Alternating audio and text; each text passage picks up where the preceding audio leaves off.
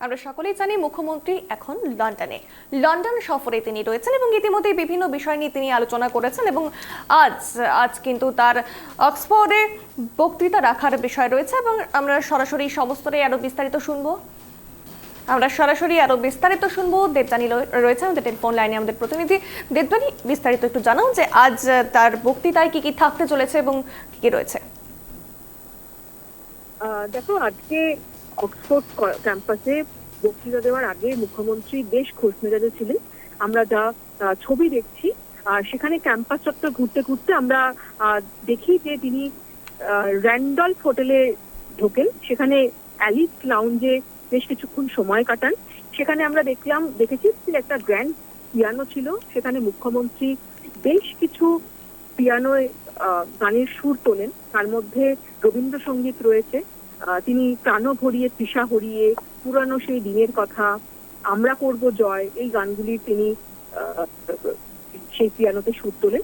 এবং মমতা বন্দ্যোপাধ্যায় তিনি যখন গ্র্যান্ড পিয়ানোতে তিনি সেই সুর তুলছিলেন, সেই সময় অনেকেই তার চারপাশে যে ছবি তৃণমূল কংগ্রেসের সাইটে যে ছবি এসেছে, সেখানে দেখা গিয়েছে তিনি যখন সেই সুর তুলছিলেন তখন অনেকেই কিন্তু সেখানে উৎসুক হয়ে, সেখানকার স্থানীয়রা যারা ছিলেন সেইখানে হোটেলের ভেতর, তারা কিন্তু সেটা মুগ্ধ হয়ে দেখছিলেন।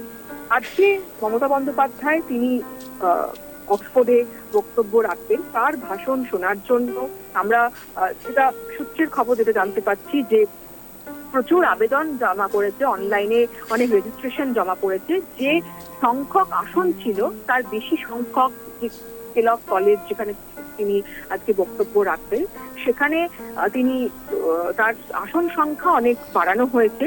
প্রথমে জানা গিয়েছিল 2 কারণে, সেই আসন সংখ্যা আরো বাড়ানো হয়েছে। অনেকেই যেটা মনে করছে যে মুখ্যমন্ত্রীর এই বক্তব্য শোনার জন্য অনেকেই উৎসাহী, তবে ভার্চুয়াল মাধ্যমেও কিন্তু এই বক্তব্য, মমতা বন্দ্যোপাধ্যায়ের এই বক্তব্য শোনা যাবে।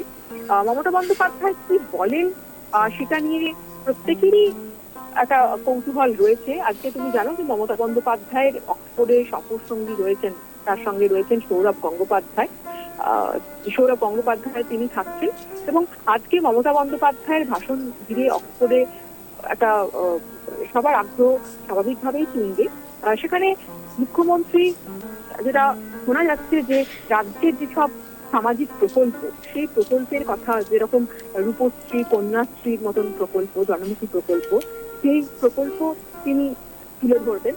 তবে মমতা বন্দ্যোপাধ্যায়, যেটা আমরা সূত্রে খবর পাচ্ছি, ঘরোয়া আলোচনায় তিনি বলেছেন যে কোনো বক্তৃতার জন্যই তিনি, আমরা দেখে থাকি তার স্বভাব চরিত্র, যেটা যেটা স্বভাব সিদ্ধ ভঙ্গি, যে তিনি কখনো আলাদা করে কোনো প্রিপারেশন নেন না, কোনো স্ক্রিপ্ট থাকে না, তার বক্তৃতা কোনো স্ক্রিপ্টেড নয়। এক্ষেত্রেও আজকে যে অক্সফোর্ডে তিনি বক্তব্য রাখবেন, যে কেলগ কলেজে তিনি বক্তব্য রাখবেন, সেটারও কোনো স্ক্রিপ্ট তিনি আগে থেকে তৈরি করেননি।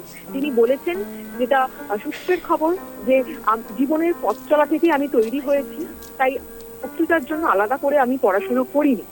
তার যেটা মনে হবে, সেখানেই যেটা মাথায় আসবে, যেটা মনে আসবে, সেটাই তিনি তখন তার তাৎক্ষণিক বক্তৃতায় তিনি তুলে ধরবেন।